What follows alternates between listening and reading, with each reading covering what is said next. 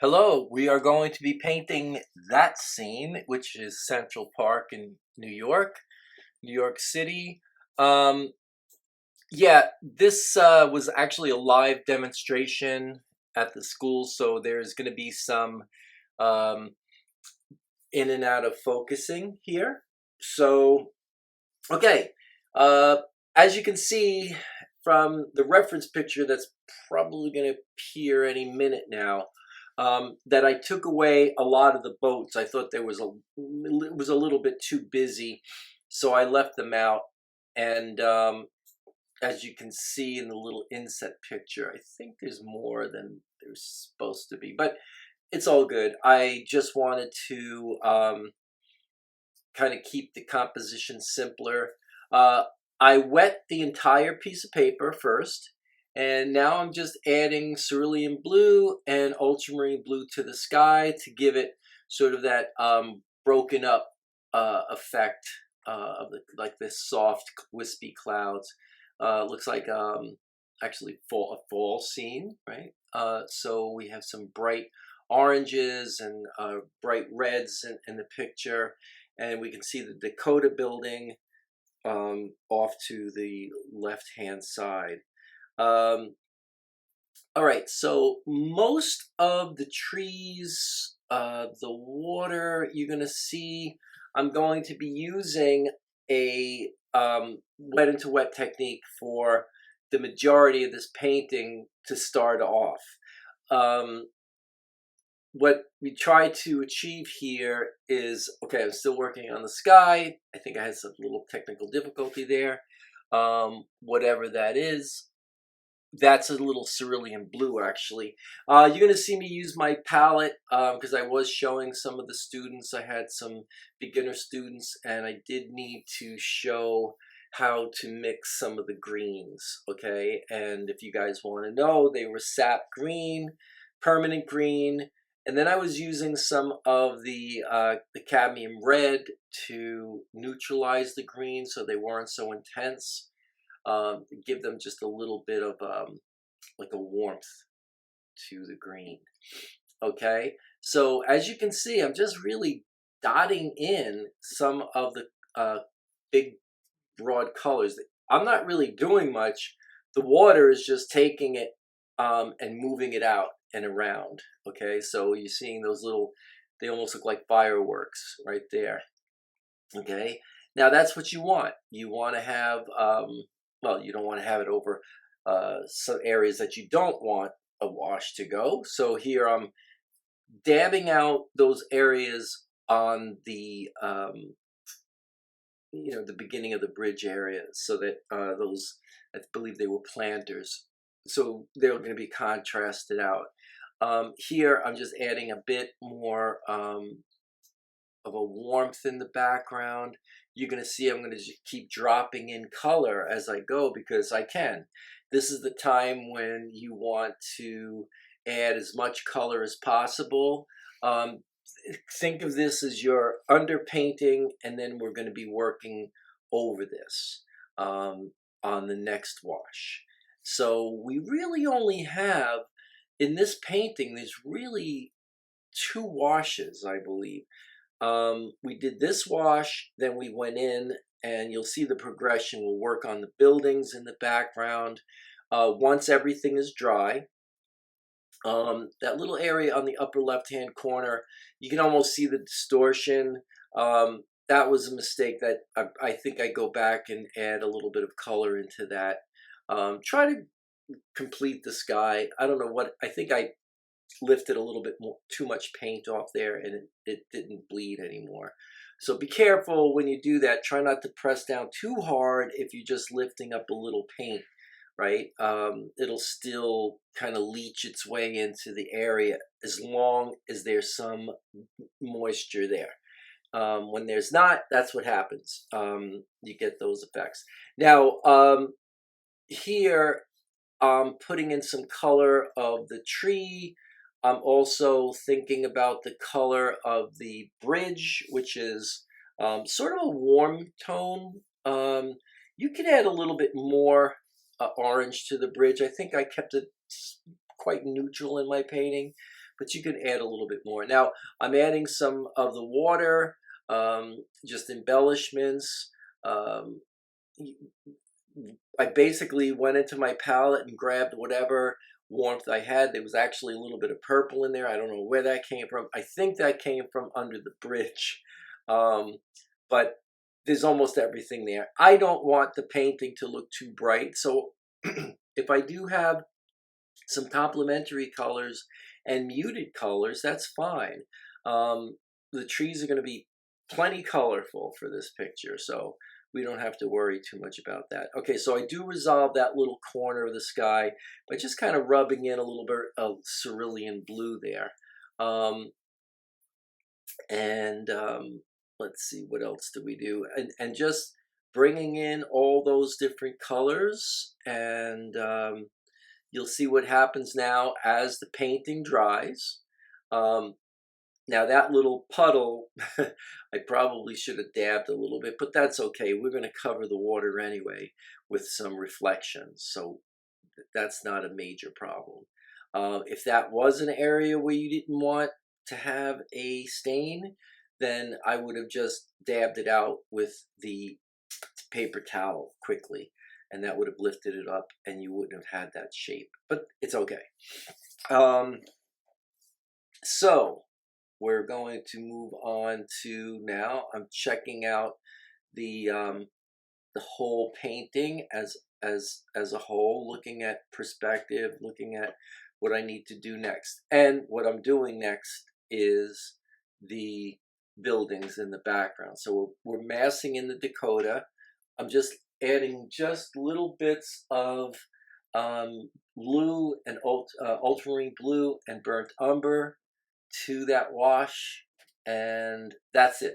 That's all there is there. There's more, obviously more ultramarine blue than there is burnt umber. The reason that I was using the burnt umber is because I wanted to have a little bit of a neutral tone in there. Some of my students sometimes ask me, why don't I just use neutral tints? And I'm like, well, there's so many paints, colors in your palette. I basically just use ultramarine blue and burnt umber because I can get any neutral tint I need from those two colors. I can get a warm neutral tint by adding more warmth to the ultramarine blue, and I can get a cooler neutral tint by just adding more ultramarine blue and less of the burnt umber. So there are ways around that. Okay, so now we're working on some of the treetops. Now you're going to see I'm, kind of trying to get that illusion of the tree, the clusters of branches and trees, tree leaves there. I want to get the scale. I do want to show a little detail there. You can go a little darker if you want to here, and I think I do. But now we're going really working around those shapes that we made earlier, wet into wet. So we're going to have a definitive area. Think of it almost like a template, right? Although it's very soft, and you can keep some of the softness there by maybe not painting all of those leaves and tree shapes. You can make them blend in. So I'm just trying to get some contrast and just some color, some form in the trees. And you'll see that as I start coming down, right, what I'm doing is I'm working from top to bottom. And the reason why we had to dry the painting off is because I didn't want the buildings to bleed out into the sky, right? I did want those to be a definitive color. Now you could put a little warmth in there, a little bit more warmth than I did. I wanted my buildings to set back. I didn't want them to be too obtrusive or just too dominant in my picture. So I kept them on the blue side just to receive them a bit more. But if you want to add a little bit more warmth, go for it. I would probably just use like burnt umber, yellow ochre, maybe a tiny bit of cadmium orange or something in there, or or burnt sienna actually. Yeah, so here's more of the coloring. Still working on just trying to get the big masses. Um, and I do go back in and do a little bit more embellishing of the colors. Just trying to get a feel for that autumn day, okay? And also breaking up some of the tree shapes. And some of the tree shapes might, try to keep them rounded if you can. If not, try to get the shapes to at least be very different than one another. Okay, that's always a good thing. When we're painting, we don't want to have our trees being exactly the same. We want to have some clusters that are larger, that are different, completely different shapes. Um, so here, I'm looking here now. There's a little island or something there, or a point. That's what I'm painting in right now. Okay, and some accents just to anchor that area in the back a little darker. What's also happening too, I don't know why, but the darks, and it could be because I was in the Zoom class, the darks are way too dark. They don't really look like that in the painting. So just, you may want to kind of back off on that just a tiny bit, but it depends on how the light is hitting the paper. I think once I put my hand there, it seems like the darks get lighter. So uh, I apologize for that, but so just try to look at it right now. It looks okay. The minute the reflective light goes out from my hand, basically things have a tendency to get too dark. But it's in focus, so I'm happy for that. Now more shapes in the trees. This is where you can get pretty bold and break up those shapes as much as you can. Right? Just a little bit of the red. Notice how that little cluster of trees has a lot of different coloring, right? It looks like yellow ochre, it looks like the cadmium red. Now it looks like burnt umber and a little bit of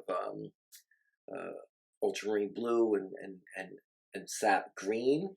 Okay, so we're making a lot of different colors in here, but that's what we want to do. We want to try to create some complexity. We don't want it just to be a mass. We do want to see some shapes defined, and that's what we're trying to do here. But not every little leaf, not every little branch. Okay. All right, so I think I'm doing some tree shapes here. Yep. Or trunks.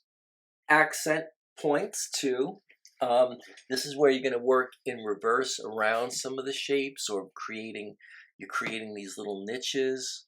More color, a little bit more richer color. Yeah, so here where I'm pointing to, that's going to be another little kind of point or an island or something. So we have to try to create that feeling to ground that landmass with the lake. Okay, so that's why I'm actually doing the creating those horizontals in there. This painting definitely could use them, right? That's going to bridge the water and the land masses together, right? So that's what we need to kind of solidify in this picture. And I think there's another horizontal just beyond the bridge to the right a little bit. Now there's probably a reason why I was doing this. As you can see, I'm making a sort of like a dirty, I think this is the bridge. Okay, so yeah, so that was the bridge color. That color was simply ultramarine blue and burnt umber, but with a lot of water, right? Just to give it a little warmth, but not too much warmth, right? I still want the trees to be more dominant in this picture too. So be careful, because a lot of things will have the color, but sometimes you want your eye to go to the trees first, and maybe the bridge, even though it's definitely warm, and you could definitely, I believe I do put a little bit more warmth in there later on. Don't make it too bright, right? Especially on with that shape, it might overwhelm the trees. So these are artistic choices and decisions you have to make as you're painting. You have to know when to hold back, what on color. You need to know when to neutralize colors too. We were talking in class about how sometimes when we work from photographs, our color has a tendency to get very saturated, which is great. But when we do plein air painting and we paint the sky, we get the correct color and value. It almost looks gray in comparison. Well, that's because the world is not as bright as we think it is. Skies aren't super blue right out of the tube blues. There's atmospheric conditions that come into play. There's moisture in the air. There's pollution, unfortunately. These things alter what the sky color looks like. And the reason why we see these beautiful blue skies in, things that are printed is because normally the designer or the art director, whoever's doing these ads, or people at home now, are enhancing their photographs almost to a fault, and everything is like overly saturated. So that's why painting from life has got to be the best way to learn real color, and then you could attribute your knowledge base on the things that you're painting from photographs. So any good art instructor will always tell you guys to paint from life as much as you can.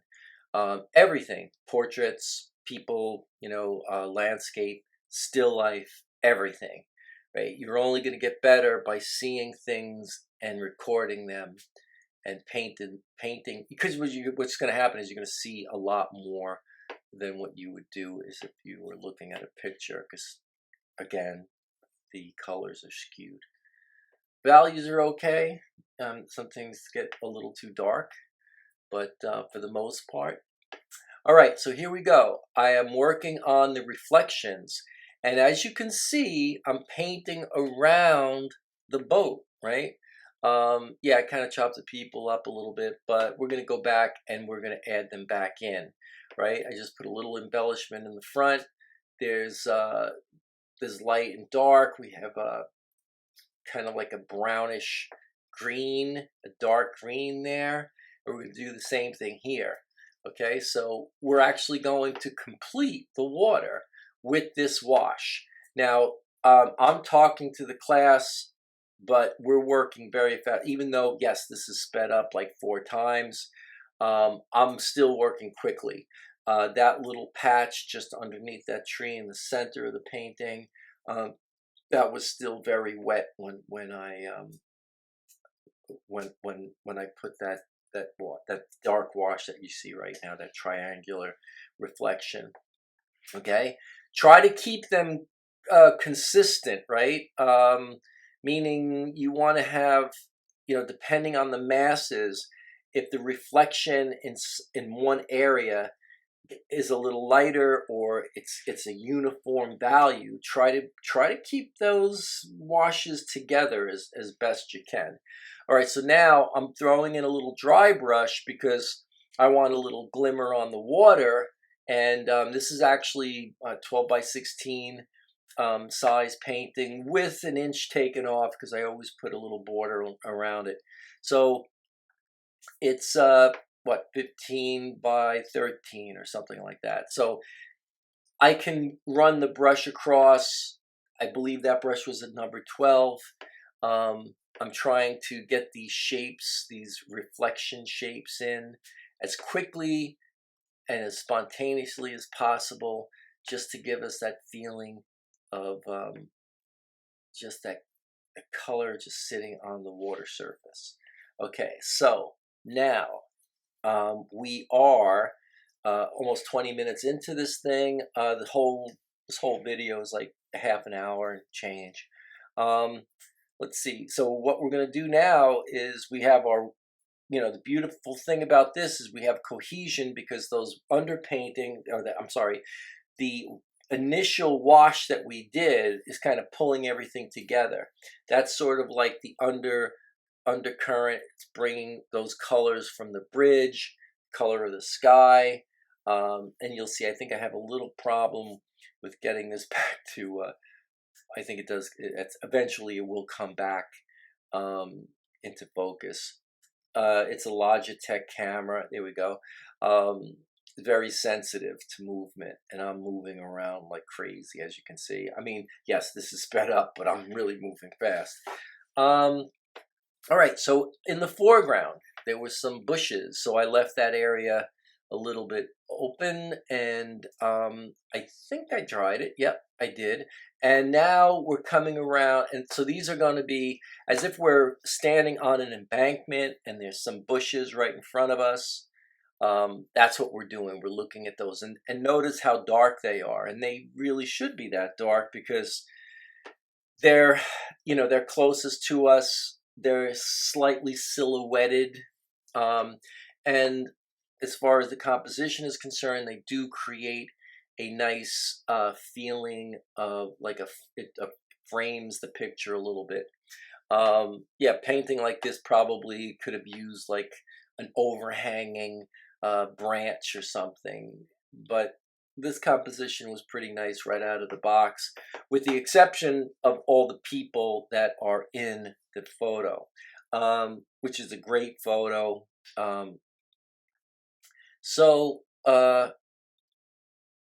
Yeah, so now we're just painting in some of the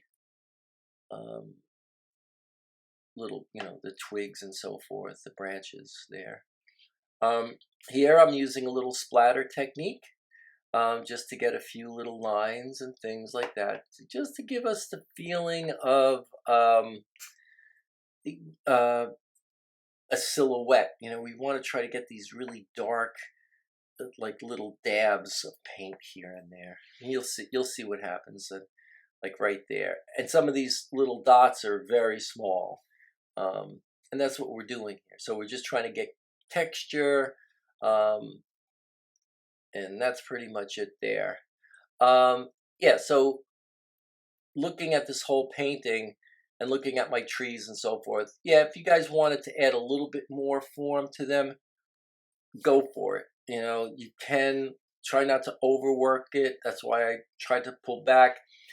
This demonstration really is only to it's trying to teach the students how to get a broad feeling and a sense of connectivity in their washes. And again, we're only working on our second wash. The boats now are independent. All I did was I took a little green, again, sap green, ultramarine blue, a little burnt umber. That's it. That was the color. And of course, a good amount of water to lighten up that wash just enough, so that we can definitely see the gunnels. And as I left the transom open, so that we have that feeling of light hitting it. And that's it. That's the boat. Not much there. I think I do add in an oar that the figure on the right will be paddling the boat. And here we go. And we're going to do it on this side too. One wash. Now I am going back over it only because, I think it was like 3 or 4 inches or whatever. But just wanted to kind of get a nice soft gradient on the whole thing. Not a grade, but a grade, And that's it. That's the boat. I'm drawing it already. Okay, so nothing else is going to happen there. I got the shape. I got the line of the boat. I'm good to go. I don't want to start, putting little, oar rings in there and, ropes and things like that. It doesn't really need it. So that's it. Now the figure probably could have taken a little bit more time. The guy in the picture did look like, he looked a little stiff. However, it looked like there was a girl leaning in. I liked her body language. The guy, maybe I could have practiced that one a little bit, but it is what it is. I think by putting the oar in his hand, we kind of help him out a little bit. I am going to be using Pro White on this. And now I'm drying this off. You can see there it is. Actually, that was Dr. Martin's Bleed Through White, which is exactly the same formula as Pro White. It's just this very, very intense white paint. And there's a little bathtub. One of my students actually uses that for her water, her clean water bucket. All right. So you're going to actually see, yeah, little. Now I'm trying to get something that approximates a skin tone, little white, just a little light pink, whatever. The girl, however, I'm going to be painting her probably a little bit more broadly. And there we go. So she's going to have more white because, well, her back is actually towards the light source. And there's the oar. So it doesn't kind of look, it looks okay. Just not crazy about that figure.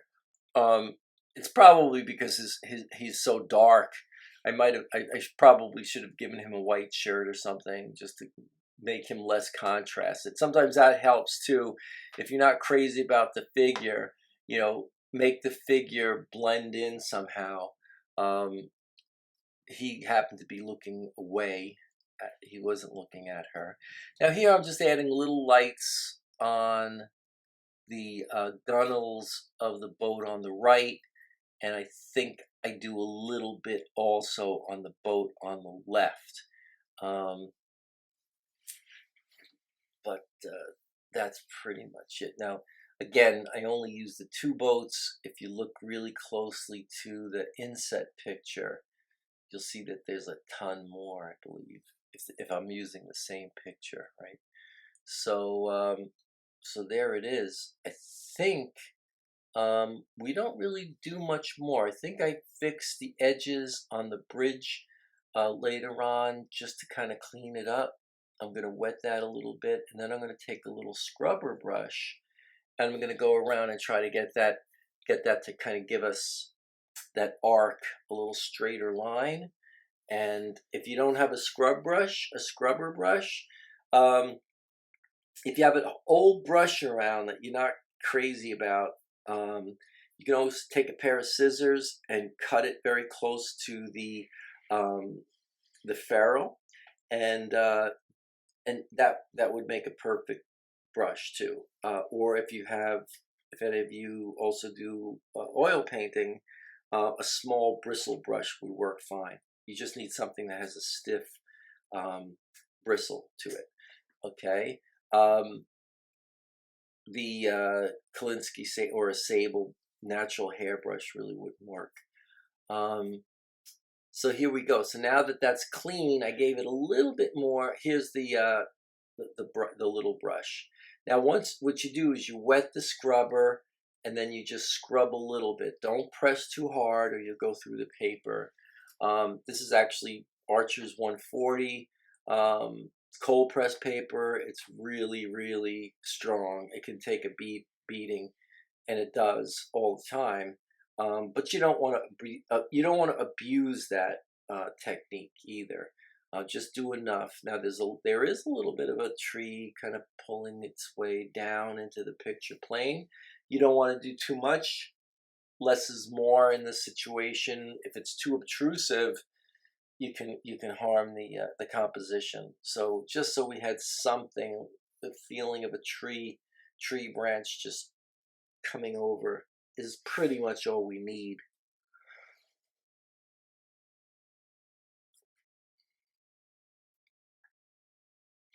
Now I don't know if I go back into. I'll probably add, just adding little bits of detail, and yeah, some accents in the boat. Okay, so we can see that there is inside, and just a few little embellishments here and there. Excuse me, and just to sort of finish off the picture. And here we are unveiling the painting by taking off the tape, and just give you a nice reveal with a white border. It's always nice to have on the picture. So the takeaway here is we have a good feeling of light and dark. The big washes were good. I think that helps to unify the painting as well in the first wash. Okay, so that's it, guys. I hope you enjoyed it, and I just want to thank you for watching, and don't forget to subscribe and hit like. Thanks a lot. Bye now.